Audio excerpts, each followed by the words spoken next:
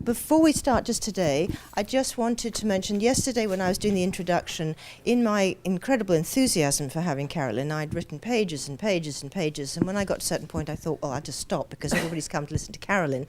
So I didn't actually announce all the important things to do with what Carolyn has been doing since being director of dOCUMENTA 13, which of course is to be a professor in Northwestern University, which in Chicago, which is linked again to the Art Institute of Chicago and working in relation to their fine art and art history program. Also, she's a visiting professor at Cooper Union, which is one of the most famous art schools in New York.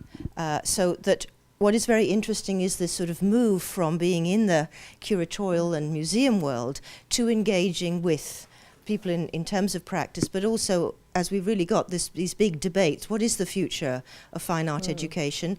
What is the role of the contemporary as an object of both production and also art historical study and theorization?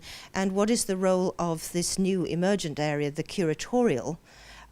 Is it just a professionalization of a certain new kind of order, or what kind of practice is it? And Centre Cath has been at the forefront of creating a word which is now so promiscuously used and not acknowledged that it was one of our projects, which was to create the transdisciplinary, which is not the interdisciplinary, but the nature of the encounter that occurs when each area of practice has its own particular ways of thinking through sets of issues, sets of practices, sets of problems.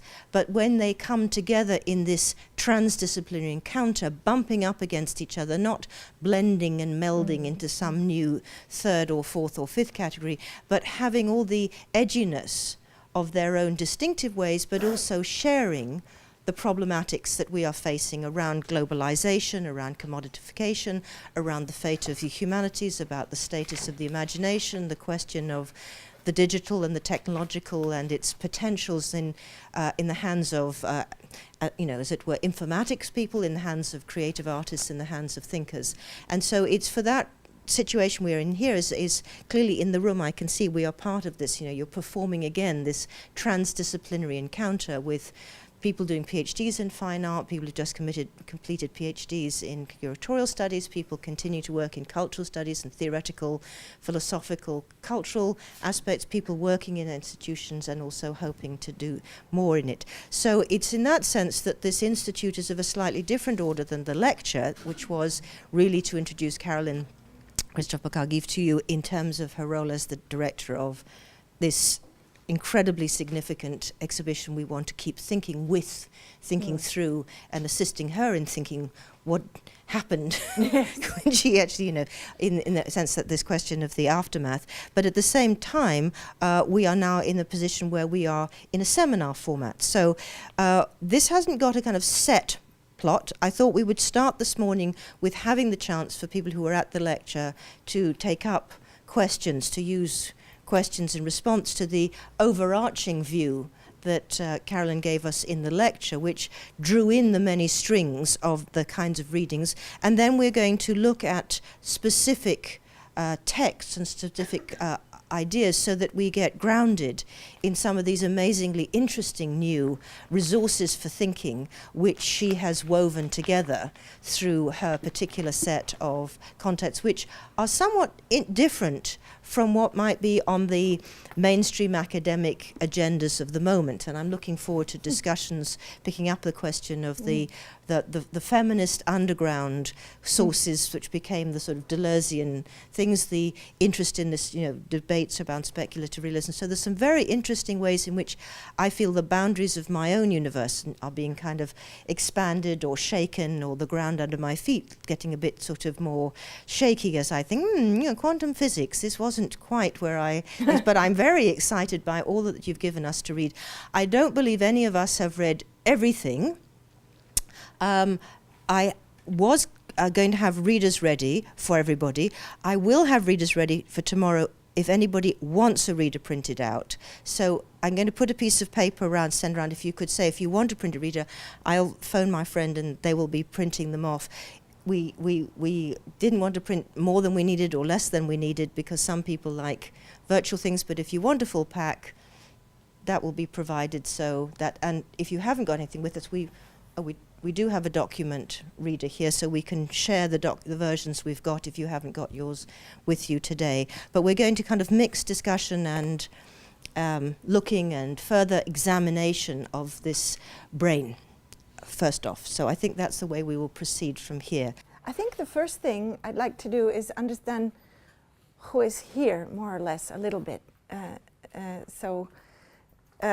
Griselda mentioned that there were people coming from different fields of study or inquiry, or with different obsessions. That would be my way of putting it.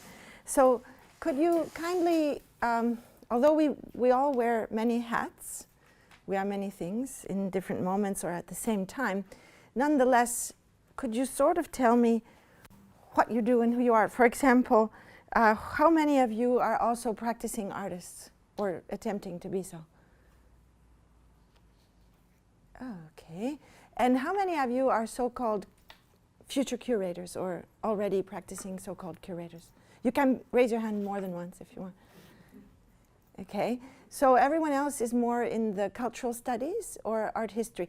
How many of you are working in an art historical, or whatever that means, manner and fashion? So it's quite half-half. And what about so-called philosophy or cultural studies or critical theory? And you can keep raising your hand like 5 times. Okay. Okay, and is anybody in so-called sciences, working in food or eco activities? 1, 2, sort of, yeah. He's a string theorist. So in the sciences, you are in physics. I'm interested in that field and in art history as well. Yes. Okay, so there's a minority, I guess, of people that have that background. Well, I don't have that background. I'm an imposter. Is that turned on? Yes, it is. Okay, so it's okay. We can all be imposters. We are all imposters. Impostore, we are in another place, always. Anyway, it's just constitutive of being. So, okay. So that said, a few more words on what Griselda's presentation of today. Before we go into, I would like to ask you about your reactions to the lecture yesterday and questions about the brain, so that maybe I can go through some more of the images that we skimmed through very quickly. And but before that, when Griselda mentioned something concerning the background of feminism, indeed, it is true that in most recent curricula, at least in the arts, except for in very small, limited contexts like Santa Cruz, but not even, because art is not really part of the equation around there. But at Duke, with Elizabeth Gross, who has written a few things about art and the animal, or art and materials. But aside from that, it's quite true that in these curricula and spaces, the trajectory of feminist thinking has been more connected with the trajectory of psychoanalytical work and with discursive work and on language and the questions of speech, I think. So, but there is in other universes a very strong feminist trajectory that has to do with science studies. And I think one of the first people in that field was actually Isabelle Stengers, who was a student of Ilya Prigogine.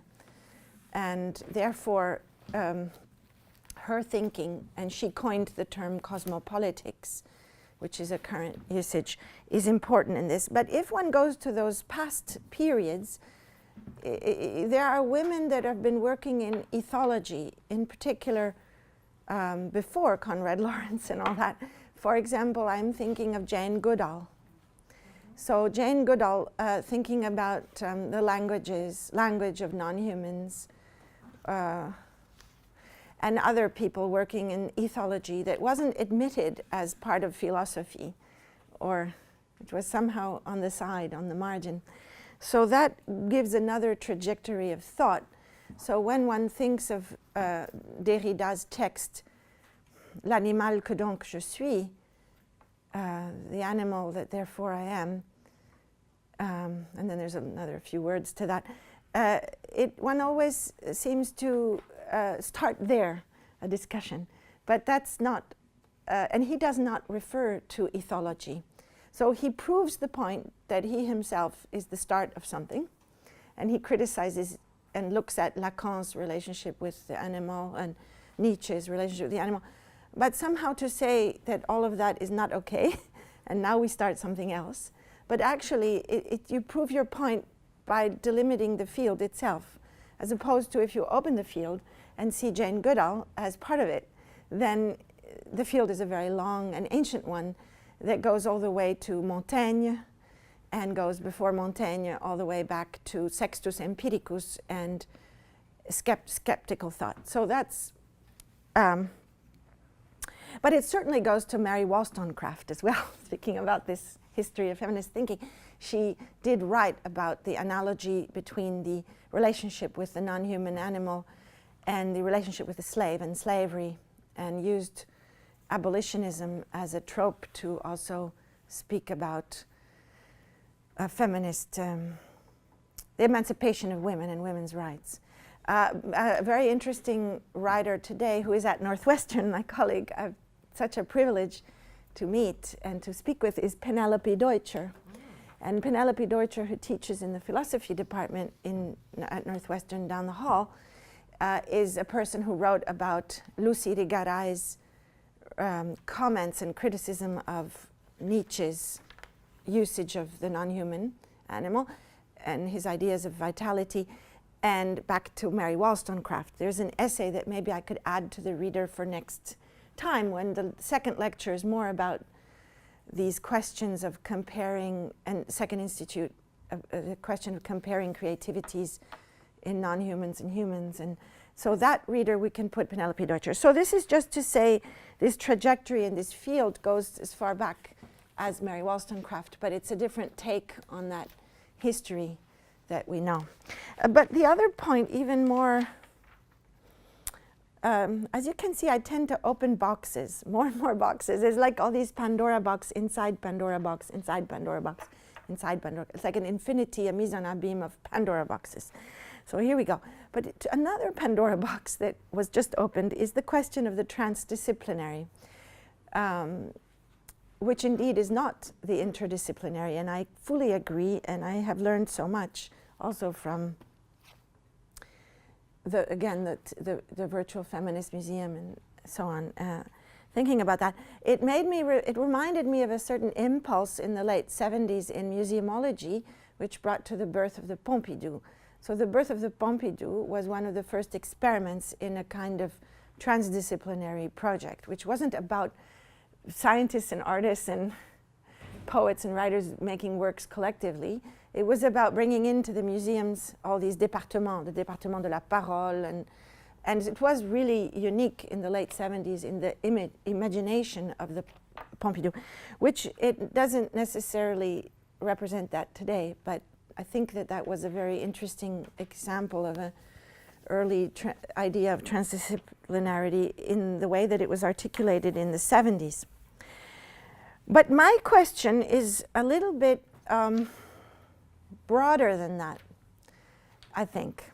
I mean, what really moves my putting things that are artworks traditionally defined as artworks with things that are traditionally not defined as artworks, like Anton Zellinger's quantum physics experiment in the Fridericianum, which, by the way, is normal because the Fridericianum hosted, it was a collection of scientific devices also, which are currently now in the Orangerie, but that were collected and brought in by the Hessian princes throughout the 1500s and 1600s and 1700s, who were very interested in all forms of knowledge, constitution, or experience of the world.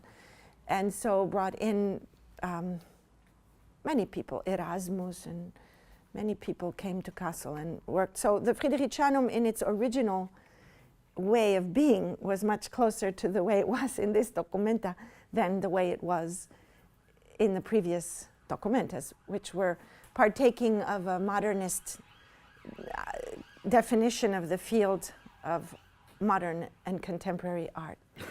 And that brings me to this last point, which is still a comment. But today we have so much time, so it's so good, and no problems. But so I really think it's interesting for you and for me also to articulate in a reply to this question of the transdisciplinarity. What I'm really interested in, I think, which may be one of the reasons why in this aftermath I'm not making exhibitions, but trying to find people to think about these questions with and through, together with, is I don't know if the a priori behind everything that we do shouldn't be just dismantled. This is why there is the Alfred Gell text, which hopefully we'll read tomorrow or today. I mean, all that we do in fine arts departments, curatorial studies, art history, even when we speak about the many histories of art, the plurality of histories, comparative modernities, is always within this legacy of a Western Enlightenment definition of a field called art, through which the past was looked at, like the cave paintings were suddenly put in as a kind of prehistory before the consciousness that art was art. But we know that art is art, and therefore we can start the story with the cave paintings. In some ways, we are still completely within this a priori, because otherwise we wouldn't be doing comparative modernities across the world, or we wouldn't be trying to find pluralities of histories of art.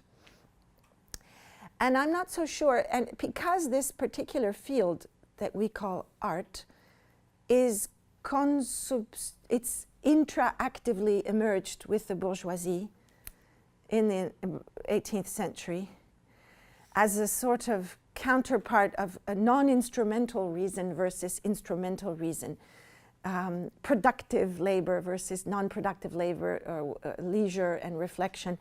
It's in the good education of any bourgeois to work and then to go to the concert. And so this field itself that was created once the cultic function of art collapsed with the modern bourgeois revolutions, which was a completely different, very instrumental definition of art, that art has a cultic function of illustrating the stories of Christ and supporting the power structures and morality systems of a city or whatever,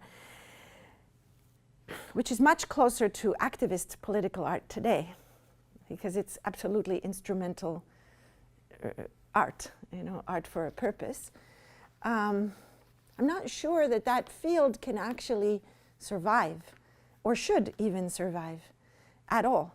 It doesn't mean it won't, and I happen to be in it, but I think it's worth the question, it's worth the question if in 100 years from now the Tate Modern will exist or not, because it doesn't mean that what the people who are so-called artists do will not exist. Of course, the people, Giotto existed before art was invented, obviously, and so it is not that you will not be there doing whatever it is that you do, but it might be that it's not cut off from certain other activities, or it might be that it is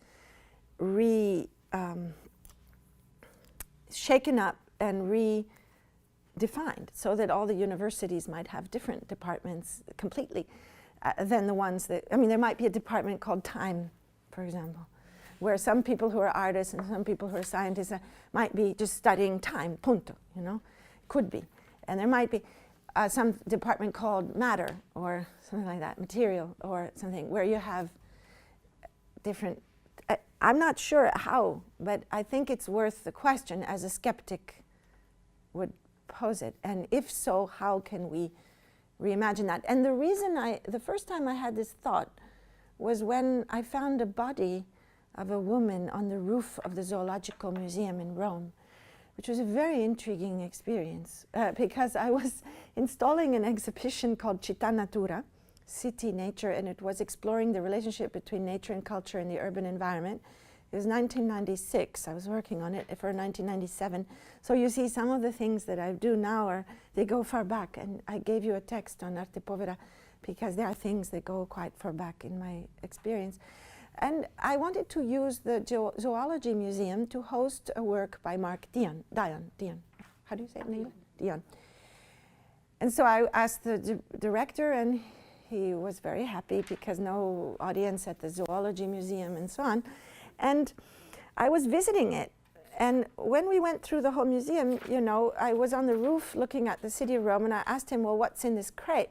And he said, oh, that's a problem. And I said, well, what's that? And he said, it's a woman, a dead body of a woman. And I said, what's that there? He said, well, they forgot it in 1922 when they separated the collections, and they created the Zoological Museum and separated it from the ethnographic collection. So the problem, which if we go thinking about the New York Museum, it's even more crazy, you know, it's even more wild. In the New York Museum, what I would do is not take out, for example, the whole ethnography part. I would just add something about the modern Western humans also in the same New York Museum. So I wouldn't go in the direction of the separation that was made in the 1920s, but I would go in a reshuffling of everything more. But what happened was, when in all over the world they divided these things, they divided the bugs from the humans, they forgot this body. So it's this leftover body, which is like the kind of remembering the fact that the museums were not the way they were today then, and that there was this political correctness in separating the bugs from the bodies that represents the fact that we now have museums of art versus museums of ethnography, and versus museums of, you know, we have the Musée de l'Homme in Paris, and we have the Pompidou, and then we have the zoology or whatever it is museum. So that is the first time it dawned on me that this isn't going to be forever, and that it's like making exhibitions. So that exhibitions are kind of provisional testings of possibilities that then somehow trickle-down effect into university structuring of departments, or policy, cultural policy by I mean, they are human, embodied, situated people who decide to move the bugs and not the body.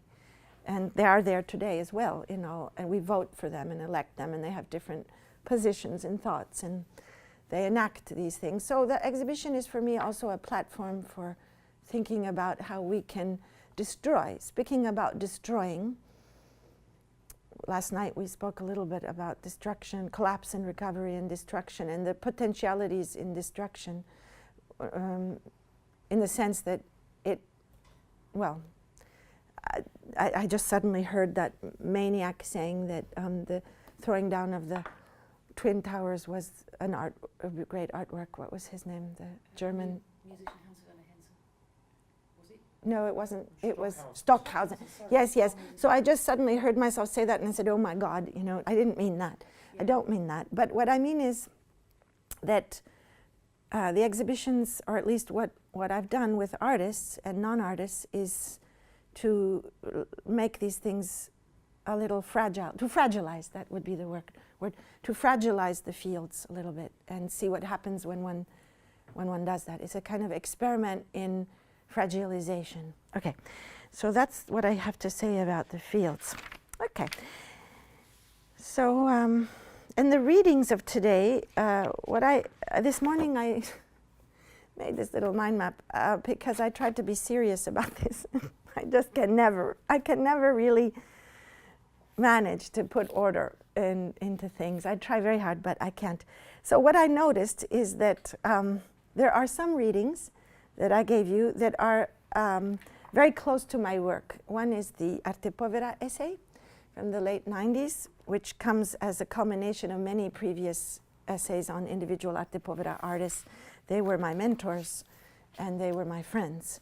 So I think I learned more from Arte Povera artists than from the university studies, including Marisa Merz, who is a wonderful person. Then I gave you my essay for the dOCUMENTA, and then I gave you Judith Barry's essay, a short essay about the brain. And that is one kind of nucleus of text that we can read together, if you wish, and think about. Then there was suddenly this obsession on Karen Barad, and there are 4 things by Karen Barad, including her notebook, for the dOCUMENTA, 4 essays, and that, of course, is very close to what we were talking about last night in terms of the infinitesimally small space where thoughts and matter are the same thing because they're made of stuff. You know, a thought is made of a hell of a lot of subatomic particles, and that's one area of text. Then there is this two more on a bigger scale of size, the Jane Bennett Vibrant Matter and Lynn Margulis Consciousness from this book, Chimeras and Consciousness. Bennett more focusing on the so-called inanimate material, the animation, the vitality in the inanimate, and Margulis on the scale of the traditionally defined as biological, so cells and so on.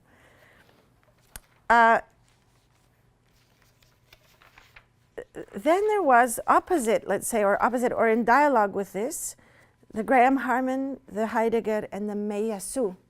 So after finitude, thinking about things, Graham Harman also one of the speculative realists, and Heidegger's the thing. So that sets up the possibility for us to discuss whether there are analogies, what are the analogies and what are the differences what is on the playing field here. Because they organize conferences nowadays, Bruno Latour and so on, organize conferences where they invite everybody who has anything to do with believing that the world exists out there. Everybody who's not entrenched in a purely discursive, theoretical belief that all is language. Everybody who doesn't believe that gets invited to these meetings. But it's time to unknot a little bit and to see the differences and analogies. So these are two kind of groups of readings. On the one hand, Barad, Bennett, and Margulis, and on the other, Heidegger, Meiyasu, and Harman can set up a possibility of discussing that question. And then there's the odd Alfred Gell text, which is about technology of enchantment and enchantment of technology, which is the only text I have found that really questions the a priori of art per se. At the same time, he does it without really knowing what it is art according to us, how we have brought to the complexity of how we see art. So there's a little bit of naivete in Gell's idea of art. So I'd really like to read that together with you and understand what we can use and what we cannot use from it, maybe. But what's most important is that he speaks of this enchantment. And when I speak of the stories in the brain, that each of these objects is somehow, it's not a metaphor, but it's an indicator, it's a pars pro toto, it's a piece for the whole story that can trigger you as a viewer, or me as the person who put it there, to try to find the story. And finding the story takes you away from that object. It doesn't take you into analyzing the form and shape and style, and it takes you away from it. But so there is this double movement of the art object that draws you in order to take you away into storytelling. So what is this storytelling, or this fantasy, which is both in us and in the world, and that allows to imagine the world in a different way, even imagining the fields, for example. So I think that's why Gell is there. So Gell is if one uses Peirce, and we have Bennett, Margulis, Barad as reaction or action, and Heidegger, Meiyasu, and Harman as reaction or action, then the non-reaction is this third thing, this uncontainable that Gell is somehow alluding to. And finally, we have this other group of texts that seems to have nothing to do with all of this, which is the Malabou, Catherine Malabou, the Melanie Klein, the Ashford text about comparing Melanie Klein ideas of aesthetics and art with Adorno and Marcuse's ideas of art and aesthetics, which is a really interesting text. And Winnicott, who is the person behind the notion of the transitional object, which is what I take from Winnicott. And There should have been Bateson, but it's okay. So this area, Malabou, Klein, Winnicott, it somehow reminds us, I think it's essential to be reminded that psychoanalysis does have a really great importance. I mean, that even though one might not agree with a Kleinian vision, which I don't even know very well, so I hope I can learn today because I have an expert here, or more than one. But even though one might not agree with the idea that the whole purpose of art is some sort of internal reparation of this internalized object, which somehow can be whole, it still is useful if one takes it outside of the internal. And you know, she doesn't seem to be interested in the reparation of the object outside of this, I mean, of this book. You know, that you tear the book and what happens to this book. It's more an internalized symbolic object. But I think you can use that towards thinking about the question of matter and why matter matters and things in a less simplistic way, because even if we look at Karen Barad and Lynn Margulis and Bennett, there is something simplistic if we do only that. You know, we end up in a superficial, basically, reading of Arte Povera. You know, when people tell me Arte Povera is about poor materials and the transformation and use of poor materials and the process of transformation that the materials undergo according to the weather and the temperature in a space, where something will be pink and then it will not be pink, you know, in Azorio, or there's an evaporation occurring in the piece. This is wrong, you know, it's too simple an analysis of Arte Povera. So to bring into this the presence and the memory of the psychoanalytical attempts at reading meaning or meaning-making processes brings us, first of all, into the sphere of compassion, which is important, and caring. And it therefore can give us something that helps us to read these new materialisms and these things not through, or rather in relation to what humans or non-humans make. That has to do with being with, if that makes sense. So it's a kind of tool. We can use it to compensate a little bit the other readings which would carry us too much in a physics department or in the traditional or classical view of science. Okay, so that's what I can say about all these texts. And so back to the brain and to yesterday's talk. So what would you like to, or how do we do this? Are there any? Yeah, so I think that was very helpful in terms of giving us a sort of a little guided tour of the mental map that binds or links the two. And I think also what is interesting is when Sybil and I were preparing the reader, which is, I wasn't talking to my friends on my phone, I was just talking to the printer to get the readers going. And I fell directly into the Western trap. I thought, okay, this is how, so that tendency to group, how could I make sense of these readings and group them? Whereas I think very interestingly, now we've seen a kind of different set of conversations, and I think you've laid it out in terms of, you know, from a kind of, we say, an academic point of view, the way we need not to enter into camps. And I know those of you working with the sort of in the MA in feminism, the visual arts, my absolute refusal to classify what has happened in terms of isms, camps, generations, locations, but that they are these dynamic conversations, because paying attention to this is also, it's important to pay attention to that, and then it's for us to try and see how these two things, which may be very different kind of paradigms and ways of thinking things, are both necessary but absolutely different. They require you to understand their own conditions of existence and elaboration, what they're doing, but at the same time you need that almost in a sense perpetual provocation, what one might call the agonism that exists between different ways of thinking, so that we do not allow ourselves to settle into the worst, I think, of the academic encampment, a very, very kind of phallic model of sort of worshipping the word of or the text of as opposed to thinking with. So I think that's been very helpful. So when you do get the readers, you can begin to see possibly a way of, doing your own journeys with them and using them in different ways. So I think that's very, but I would like to see if we could dig out from your experience of yesterday's lectures. Let's collect some thoughts or responses. And in this point, it's not a formulated question necessarily. It could be a comment, yeah. It could be what, you thought just to sign up as something that was interesting but you couldn't quite get, or what we really would like to have is something in terms of feedback for Carolyn, and then it all set up in a certain way. Good. A question already. Okay, now we have to bring you the microphone. Okay. Hi.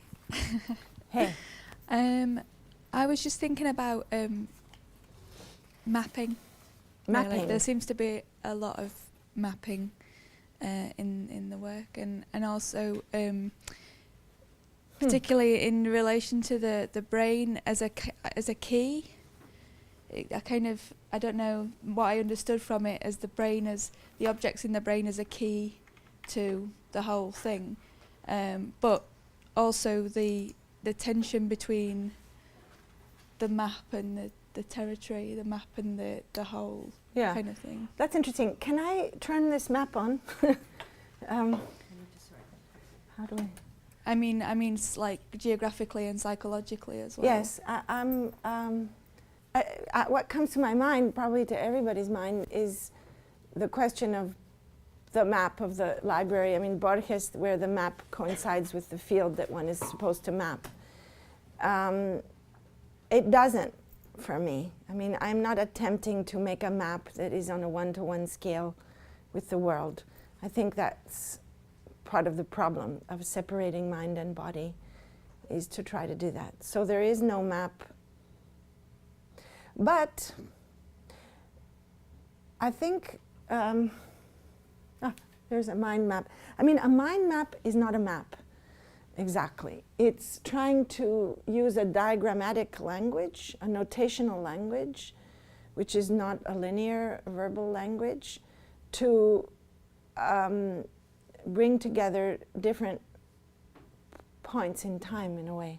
So it's more a map, a mind map, what we traditionally call a mind map, I think is more a map of time, compressed time, than it is of space. Although, Breitenau, you see this distance. The Stande House was from the beginning very important. The Stande House is the alter ego to the Friedrichianum, because the Friedrichianum was a building that Arnold Bode, the founder of the dOCUMENTA, renovated in this modernist, simple style in order to host the first dOCUMENTA. And he, at the same time, was renovating the parliament of the state of Hesse. And this is done like 1 year before the dOCUMENTA, the Stande House. I think actually, so the first point to say is, I did not make a map. There was no map making. In fact, you don't see a map of the world in the guidebook that shows Kassel, Kabul, Cairo and Alexandria, and Banff. It's almost an impossible map to make.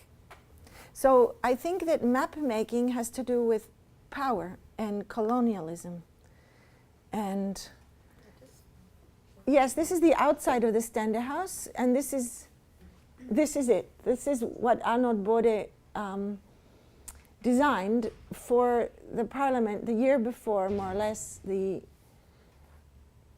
Friedrichianum redesigning. And it's he invented something very important, which is this woodwork that looks like curtains to help not have echo. So it echoes. So it goes in and out and in and out and in and out, so that you can really not have an echo. You don't have to put cloth curtains. And we use these sound panels and things, but this, you can see it everywhere in the world when people do this, just wood going like this. So that was his big contribution. And this curved, very simple space with this light from above that could be closed. It's funny because I'm doing my typical self, which is not answer your question. The thing is, we have a lot of time. I sort of answered it. I said that I think my map making is colonial. You know, the theodolite that William Kentridge puts in all his early films to measure the space in a geographical surveyor will use this object. It's like this, kind of like this, and you put your eye in it and you can see straight lines, and you can make the maps of Africa. That's how the maps of Africa were made, with theodolites. Now, the theodolite was invented in Kassel. And there still is the company called Breithaupt. This is one of the many stories. It's interesting because all I want to do is tell stories. So Breithaupt is a company. If you Google Breithaupt, you'll find that Breithaupt, the ancestor of today's Breithaupt, is the company, the man who made for the Hessian princes the first of these surveying devices. And you cannot have colonialism really without it. It's just impossible because it allows for the making of the maps. And today they make the most precise instruments for measuring the depth in mines, for example, in South African mines and so on. If you want the best object to measure depth, you have to have a Breithaupt measuring device. So here we are with the history of technology and the politics of technology and imperialism. And I went to Breithaupt with Henri Sala. Of today, yes. Well, this is a sort of a theodolite, yes. This can be an interesting dance today. We can just do this all day. And I went to Breithaupt to ask them to build the Henri Sala clock. So if you put Henri Sala dOCUMENTA 13, you will see the distorted clock which Henri Sala made. Now this clock, which looks like you're seeing it in diagonal, you're actually not seeing it diagonal. It's physically oval shaped, and the mechanism inside is altered so that the arrows of the clock will travel at a quicker speed. For example, it's a quicker speed from 3 to 4 than it is from 5 to 6, because it has to slow down, otherwise it won't tell the time appropriately, correctly, according to standardized time. So basically we redirected the use of technology used for, let's say, military purposes to making this absurd device, which Breithaupt was very happy that got this commission, because he said that his great-great-great-grandfather would get the commission from the Landgraf of Hesse. So my walking into there and asking for this was like a commission centuries ago. So they were extremely honored. And they couldn't make the solution. They could technically build it, but they couldn't find the solution to how to build it. So the solution to how to build it was found by Anton Zellinger, who is the quantum physicist from Vienna, who was my advisor for physics. He was kind of on my advisory committee team, where other people, Donna Haraway was, and Jane Taylor was, and each one somehow covering a certain area of thought. And Anton Zellinger, Breithaupt said that it would have been very complicated to make, an extremely complicated device, because we would have had to make certain different speeds, so certain wheels that, like in a bicycle, you'd have to go on to different speeds. So we could do like 6 different speeds so that the arrows would jump at a certain point and then go into the new speed. And even that would be very complicated and kind of jittery. So in the end, I went to Zellinger and I said, how are we going to do this? And Henri Sala had the image for it, and there's a source to it, which I will show you, but he didn't know how it could be made, which is something, again, very interesting, of the detachment between materials, materiality, techniques, and art making in the post-conceptual era. You know, artists who make videos who don't know how to do video editing, don't know what it is technically. They think that, or you think that, we think that art is somehow the concept of the making of it, and then somebody else has to figure it out technically. So Henri Sala was, on the other hand, aware of that problem and wanting to also bridge that gap. So he spent a lot of time with Breithaupt and with Zellinger trying to figure this out.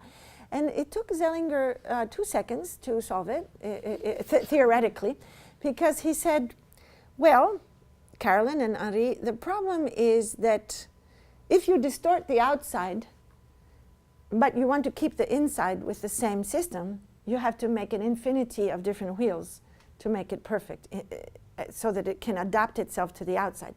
So the solution is to distort the inside. So it's a very simple proposition. Of course, if you distort the outside, you distort the inside, there's no problem. It will go at a different speed.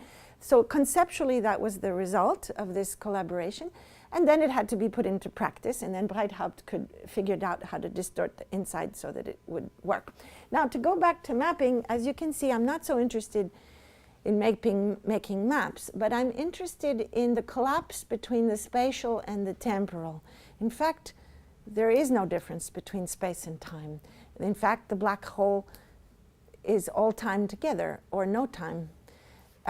So it is a priori of common sense that somehow there's this geography, and then there's this thing called time and this thing called space. But it doesn't really work that way. Not only does it not work that way in our poetic life in Virginia Woolf, but it doesn't work that way, and not only does it not work that way in our philosophical thinking around time. So we have Bergson and thinking about time as a flow, duration, or Bachelard's development off of Bergson. It also actually in the real, so-called real world, it doesn't work that way. So you can't make a map of something that doesn't exist. So you can't make a map of space. It's impossible. It doesn't exist. Space doesn't really exist, nor does time. So I think that is the answer to the refusal of making the map, but yet the allusion to the map. So it's the non-made map. It's the thirdness. It's the position of thirdness in terms of the map. So you might think there is a map and try to make a map between Banff, Kassel, Cairo, Alexandria, and Kabul. But these positions in this map are mobilized by the dOCUMENTA 13. In fact, they are associated with positions of the selfhood vis-à-vis the world. The 4 positions that I arbitrarily chose in opposition to the traditional positions, the 5 positions of dance, or the 2 positions of active and passive in classical action analysis, or the 3 positions of Peirce.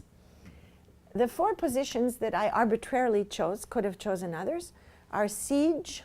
What does one do when one is in a state, when one is besieged by others? Kabul, you could say. What does one do when one is on a stage? Castle, one might say. What does one do when one is on retreat, like Banff, where there are more bears than people? What does one do when one is in a state of hope, which at the time, less now, but at the time was, or just in the middle of the Arab Spring, was of course symbolized by Cairo and Alexandria for me. And I looked at what artists do in these various positions, when they hold these positions, but actually the whole proposition was to mobilize them and to cancel them out, which I will tell you in a second. But if one is in a state of hope, for example, Malevich, one doesn't do what traditionally is called art making. One becomes an activist and applies one's aesthetic abilities to making teapots, tables, the Paris bar for the workers that one applies oneself to the imaginative rebuilding of one's world and society. Today, one goes and plants seeds in Detroit and starts a whole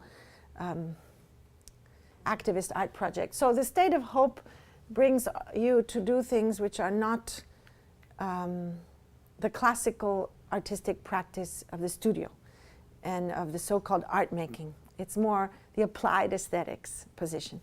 The state of stage brings you to performing and to being on stage, the performative. So it brings you to doing lectures and talks and performances. And It is the most classically identified with the subject of multitude in many essays. For example, Virno's writings around Glenn Gould. And he says that because we are precarious laborers, we have to always perform. Like, I have to have some new idea in 2 or 3 years, or I won't be able to come and teach here, or I won't have anything new to say. And so you have to be able to reinvent yourself and be constantly in this performative state of the virtuoso. He calls it the virtuosic, being on stage, to survive, because otherwise we will die. We have no pension plans, we have nothing. We will have to legitimize and pass laws on euthanasia, which is, again, in this, my being Adornian, I always see one thing and its opposite. I mean, of course I believe that people should be able to kill themselves when they want to at a certain point if they're very ill, and I don't believe in putting tubes onto terminally ill people for the pleasures of the medicinal art market and industries, pharmaceutical industries, the money going to the hospitals, and the pleasures of some relative wanting to hang on to this dead life. Of course I believe in that, but I also see that behind that, as behind divorce, did we speak about divorce in the, no we didn't. Well, behind this question is also euthanasia is also the new laborer that should be destroyed when there's no more performativity. So you have to you abolish pension plans and you put in the laws for euthanasia, so you control the overpopulation of the world, and you basically tell people that they are freely choosing. Whereas the same way that you tell them they're freely choosing to be free from the Fordist assembly line by being able to do their work at home. Oh, yes, you are free to do your work at home, wonderful. You know, complete 24/7 slavery, as Jonathan Crary just summarized very well in his new book. So the stage is the closest to that whole debate around what you have to do to survive. It's like outrageous. And it, of course, is Kassel, because Kassel was the exhibition place, the primary venue of the Documenta. So it is the stage par excellence for an artist, more even than the Venice Biennale, or like the Venice Biennale. Banff I chose as the embodied place to think about the position of retreat, because it is a retreat. It's a place where artists and scientists, mathematicians are invited, and they get this grant, and they go and they spend a month, or they do their meetings there, the mathematicians every year in October, the artists in the summer, and it's in the mountains, and it's a ski resort and all that. And of course, behind all of this is the massacre of the indigenous peoples of the region and a whole bunch of things. But and there's a ski resort nearby, you know, Marilyn Monroe, where there's pictures of Marilyn Monroe and so on and so forth. But it is also a retreat, and makes us think about what occurs of vital also in terms of reading and thinking together and working. And in fact, in Banff, what I organized was a workshop on ceramics.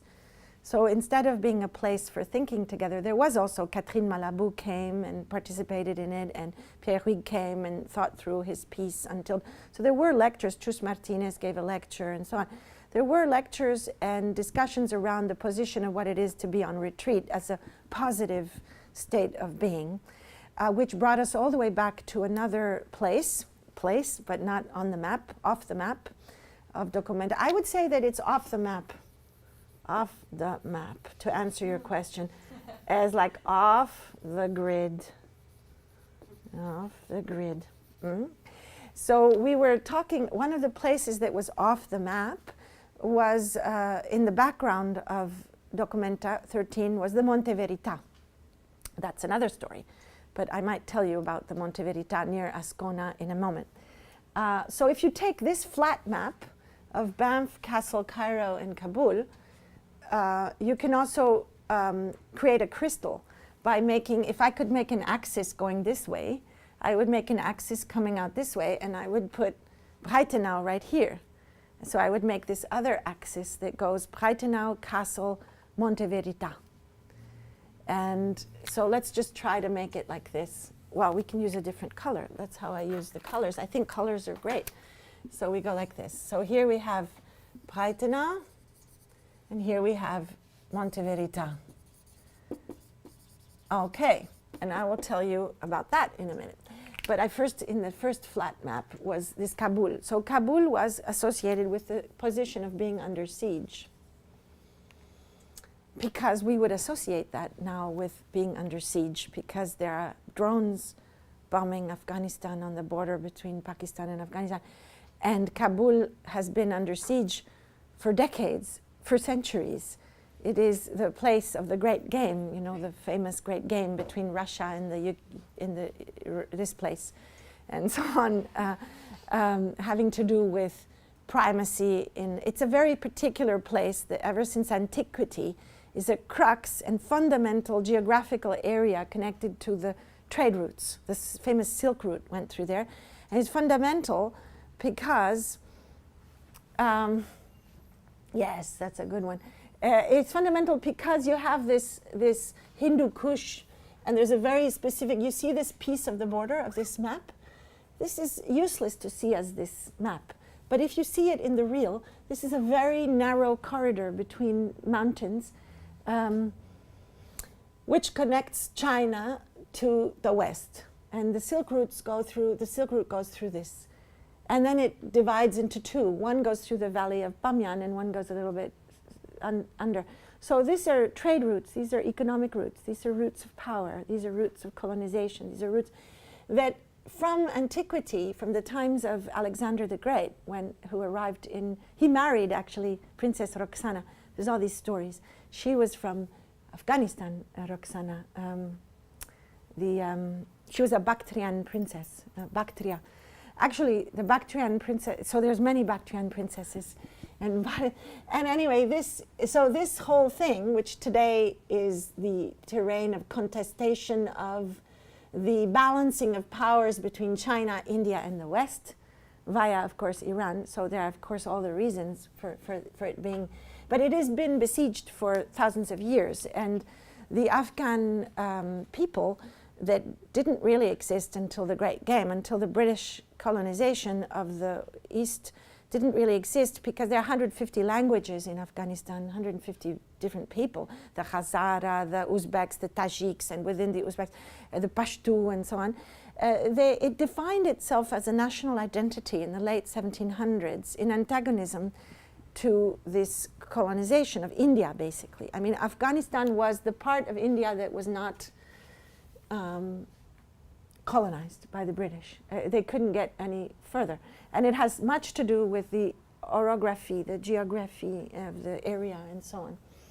So Peshawar, the British Empire went to about here, where north of Peshawar, and included what Pakistan is today.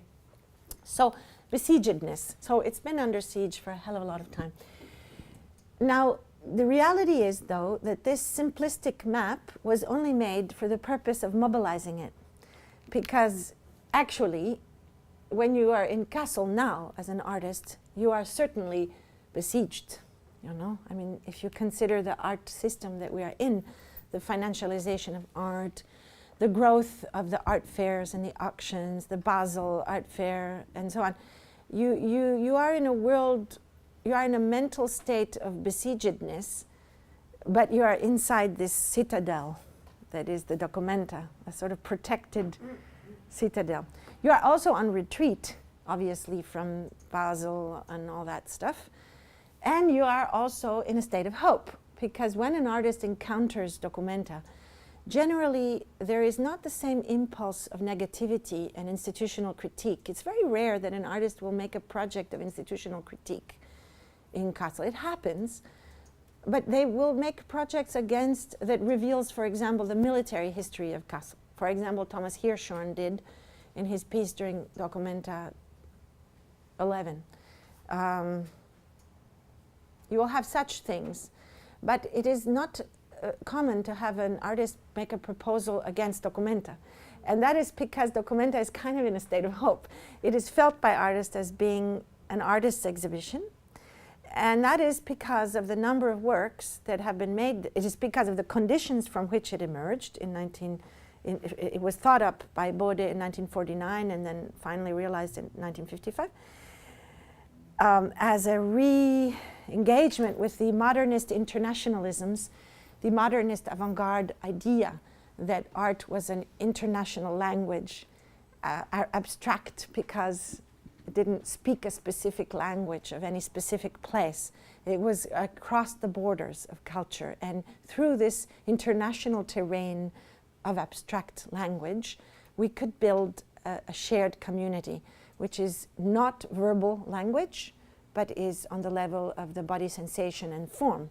So it is the utopia that continues from the early 20th century avant-gardes all the way into Rudolf Arnheim's ideas and analysis of form and shape, and the abstract work of the artists who were working at the time that dOCUMENTA was born. So informel, abstract expressionists, and so on. So it is a bit in a state of hope, and it's also in a state of hope because of the works that remained from the previous dOCUMENTAs. For example, the trees that Beuys, that Joseph Beuys planted and had planted. He didn't plant them all personally, it's not that narcissistic, but there were these 7,000 stones, basalt stones, in the Friedrichsplatz, and the proposition was to progressively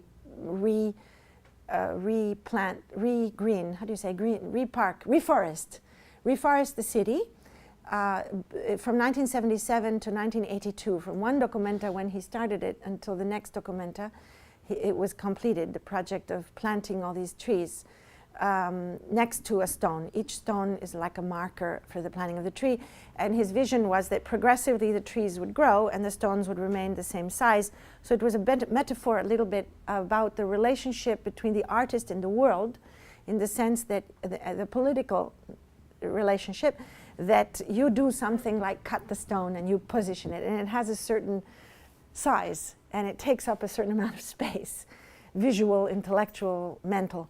Progressively the tree will grow, and that space of the original impulse made by the artist will become smaller and smaller in comparison to the flourishing of the trees, and then slowly we will forget the stones almost. They will be there as small markers.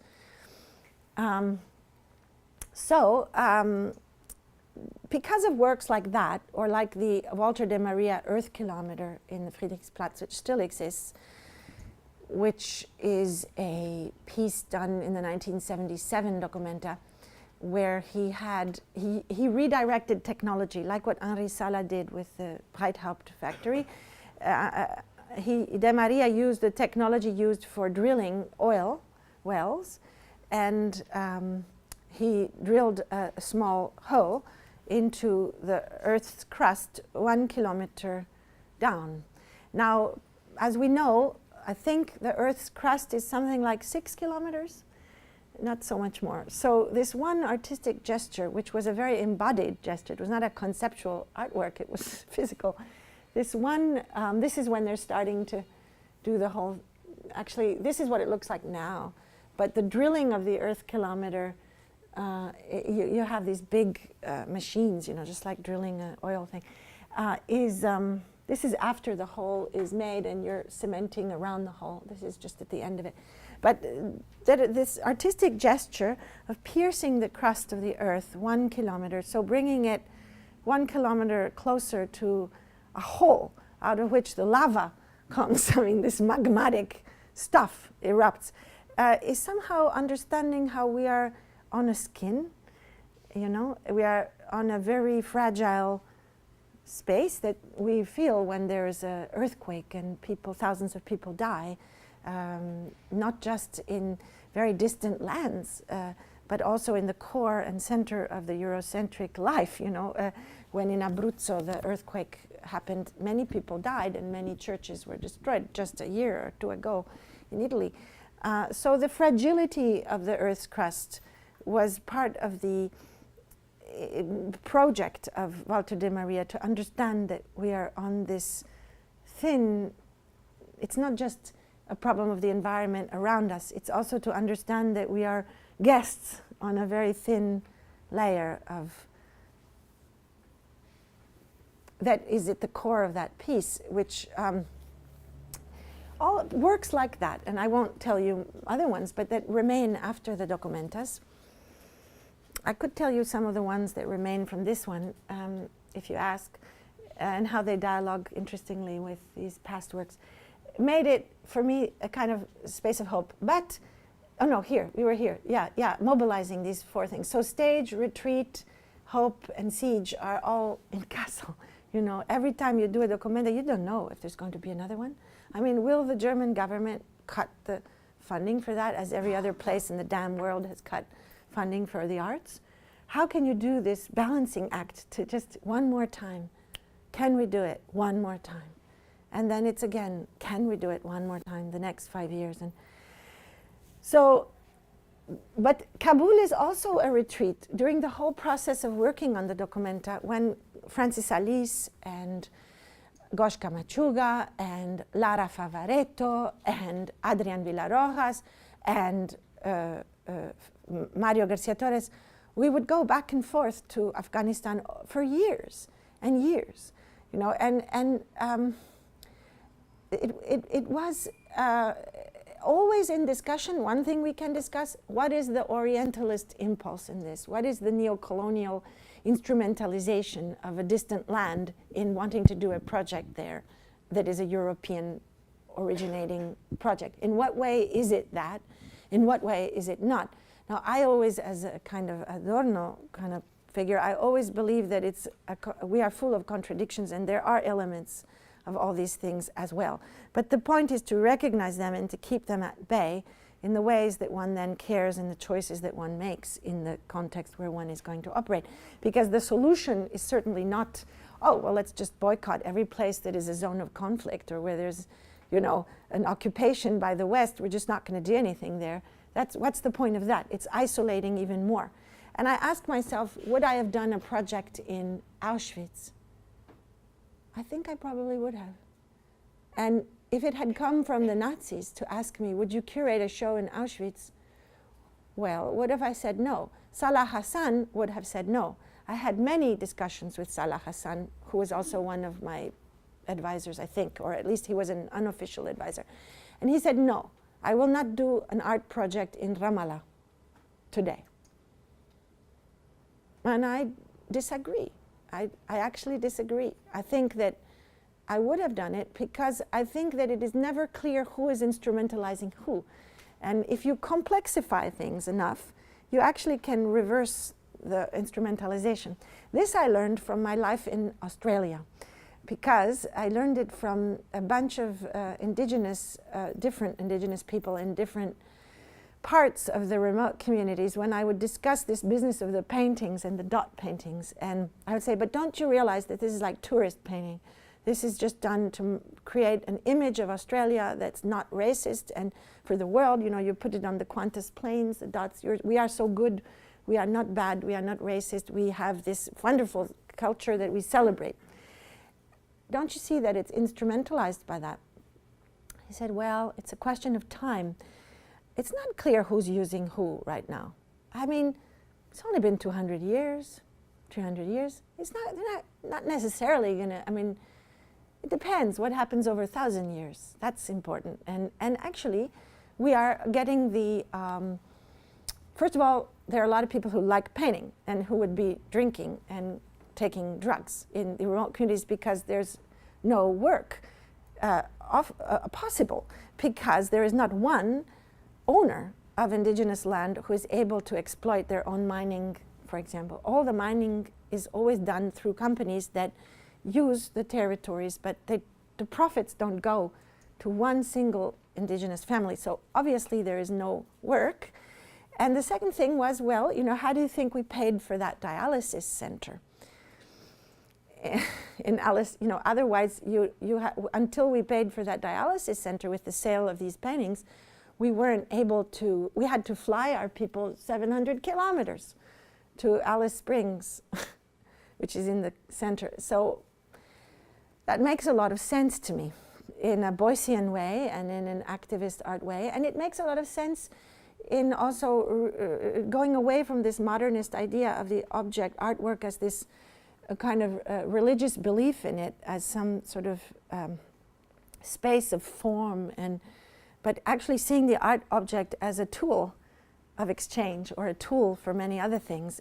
And once you can do that, demystify the art object, then you can also look at the fact that many of the paintings that were in the Documenta by Doreen Reed Nakamura and others are actually, on a Rudolf Arnheim point of view, pretty damn interesting in terms of balance, symmetry, asymmetry, weight, all the things that we can look at as within Western formal analysis. They're pretty good, which is why Sol LeWitt was one of the big collectors of indigenous abstract paintings, and they influenced Sol LeWitt's last works, which is obviously not written about in the text about Sol LeWitt's late works, ever, you know. But that's okay. So back to the map question.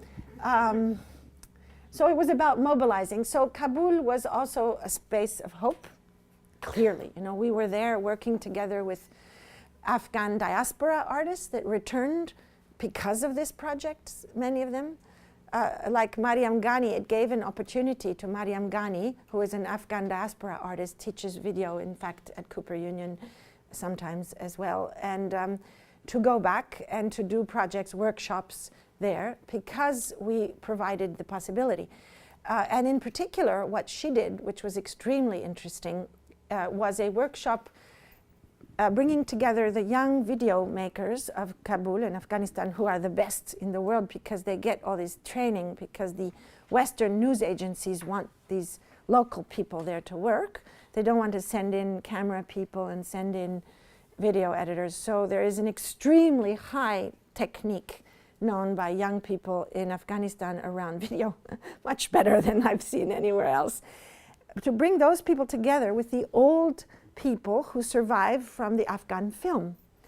Afghan film was highly developed during the Soviet period and also prior to that during the American period. American period is 1950s and 60s. Soviet period, as you know, is the late 70s through the 80s, the Civil War. So until the retreat. During the Soviet period, there were massacres, tremendous deaths, and millions of people died because the Soviets wanted to modernize Afghanistan very quickly, rapidly, and did things like you couldn't go to the movies in traditional attire. And if you didn't have modern clothes, you had to rent them outside the cinema. So there was an incredible amount of oppression, which brought to the backlash, of course, and the intense return of religion. But it also, one of the great things of the Soviet period was the development of Afghan film and the building of Afghan film building and so on. And during the Taliban era, which is the backlash era, you may have learned that the Talibans destroyed the films. They burnt all the films, and you saw pictures on the news of these film strips hanging from trees and so on in Kabul, and against representation and modern evils such as film. Now the reality is that a man called Engineer Latif, who is also a cinema filmmaker, I could just tell you stories for 2 days, but we're gonna not do this because you have to control the storytelling. But Engineer Latif, who was one of the most important filmmakers of popular films, love movies and things in the 60s and 70s and 80s, he's the director of Afghan film. And what he did when the Taliban came was he locked all the negatives in a room, which was in the corner of the building. So the building, let's say, is like this, and you have halls everywhere. And in this room, he locked all the film, so that the halls, when the Taliban were going through, he was showing the Minister of Culture, Taliban Minister of Culture. So they went into all the rooms, and your body doesn't realize that there's a hidden room. Even if it's in the corner, you just don't really realize it because you can't tell how big this one is versus how big this one is. So he saved all of the negatives of Afghan film, and he put out some positives in some trucks outside. So, but not all the positives, just some, like 70% of the positives, or it was the other way around, 30% of the positives. The facts are all wrong, my numbers are all wrong, but it doesn't matter. And they've destroyed those and burnt those. So basically, but in the meantime, all the machines to make copies, to make an internegative, and then to make a new print broke, and so on and so forth. So That's fine. I'm just telling stories. It's fine. So what happens is that what Mariam Ghani, the diaspora artist, Afghan-American diaspora artist, who's lived most of her life also in Kabul. It's not that she has a home and her parents live there. You can see her website. It's called Kabul Reconstructions, I think, or something. If you Google Ghani and then Reconstructions, you'll see her website and many of the projects she's done, like recording the Loyal Jirga, the famous first Loyal Jirga after the Taliban period, and she made a kind of videos and documentaries and things. Anyway, what she did was, her idea was to connect the young video makers in Kabul, which are excellent, with the older people who used to be the camera people or the directors or people working at Afghan Film, who still work at Afghan Film. They have their monthly salary, to teach one the other techniques. So to teach the young people how to deal with film, analog film, and to teach the older people how to also make digital copies and digitize. And we bought a digitization machine for 10,000 euros, which is not a huge amount of money for Documenta. We can talk about money too, because that's tomorrow maybe. But I usually get the question, but don't you see that you're using all this money which should go to hospitals? And I will have to give you a lesson on the funding of Documenta and how it works as a win-win situation. We will, and takes no money from hospitals. But I will tell you that tomorrow because it's so boring to talk about money in a way, and it's also fundamental, so let's just psychically remove it. But the 10,000 euro machine served to digitize, and she did these workshops, and indeed they archived, and there is actually an online archive now. They scanned, digitized, archived, made the internegative machine work, beginning of the systematizing the whole Afghan film reserve. And what that means is that the Documenta was only like a propeller. Documenta 13 initiated this. It's like putting the startup possibilities. But it continues now, and they can apply for other funding. They've gotten it.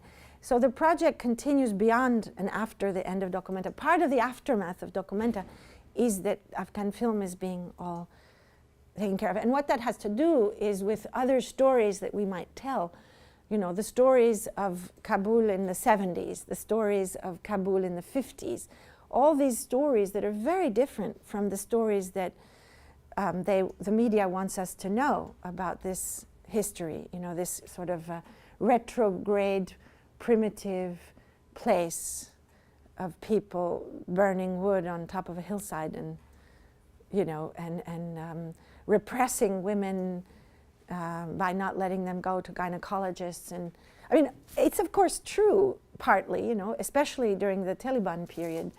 But this history of documentary footage and film tells a very different story of the 20th century in Afghanistan. So one needs to also understand that the cause of a lot of that violence on women's bodies and stuff comes also because of the conflicts and demise that happened from the mid-70s onwards. And be very careful. There's a very interesting essay by a California, Santa Cruz, what is her name, around the also manipulation and use of the oppression of women in Islamic contexts. You know, the discussion around the veil, the kind of conservative usages of this critique. That, what is her name? I will remember and tell you. But to go back to this map, so it was very much about mobilizing Kabul as a space of hope, also a space of retreat. You know, we were discussing and talking about the Boetti One Hotel and Mario Garcia Torres's work around the notion of retreat and the One Hotel of Boetti. We can talk about when we show slides of the brain. Was what's the other one? Hope, stage, retreat, and siege. Yes. So, and all four here, all four here. So this constant slippage. So it was just as much, it was more about unmapping and mobilizing maps and embodying and situating experience than it was about maps. And that's how I see mind maps. Actually, they are not maps, you know, because the map is connected, yes, with measurement. So I hope that answered your question partly. Okay. Just listening to you speak there, it seems to me that this space-time model that you've got, you would have to have the 5 years of Documenta, the run-up to Documenta, to enable this kind of structure, or it does enable this kind of structure, because you've got a long run-up to having to display to the world what it is you were thinking. And display only part of it. But that's right, display only part of it, and make known that there are all these other locations. So it seems to me that Documenta is a great Tool for opportunity that, yes. or tool for that, for precisely that kind of space-time. Yes,